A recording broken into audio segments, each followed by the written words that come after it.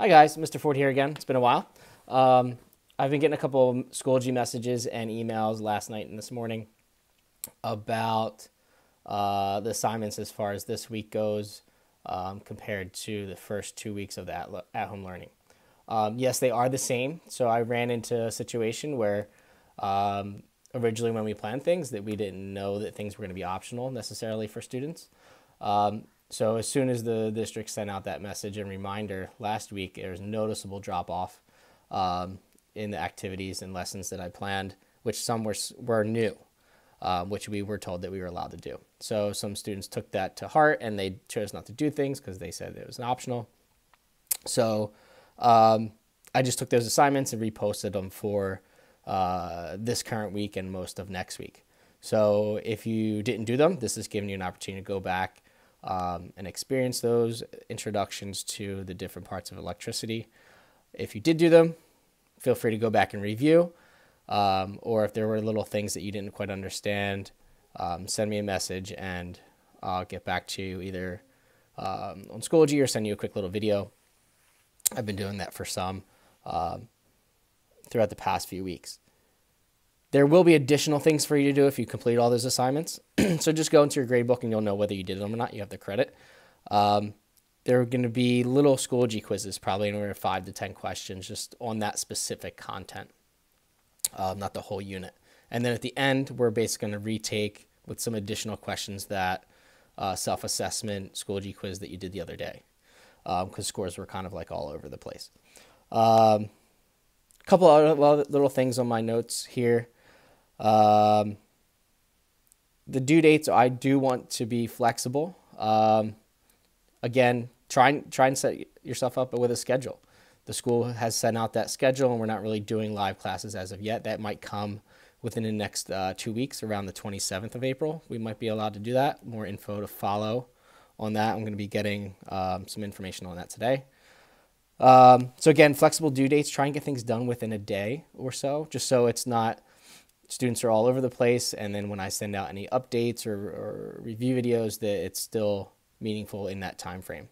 I am going to cut off any credit or grading on the Saturday night of each week. So for a given week, if you were doing Monday, Wednesday, Friday, or Tuesday, Thursday, depending on your blue or gold days, get everything done by basically midnight on Saturday. If not, I'm not going to accept that as credit. I think that's fair to fit in all that work. Of course, if there's things that come up, let me know, and we could work it out.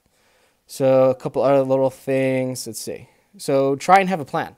If you haven't had a plan as of yet because you didn't really know what was happening, it's kind of hard for you to plan for something you don't know. So you knew those first 2 weeks. Lessons were put out in advance and you could kind of come up with a plan. Some people chose not to do work, and what you were planning to do every day might have been sleeping in, binge watching things on Netflix, who knows.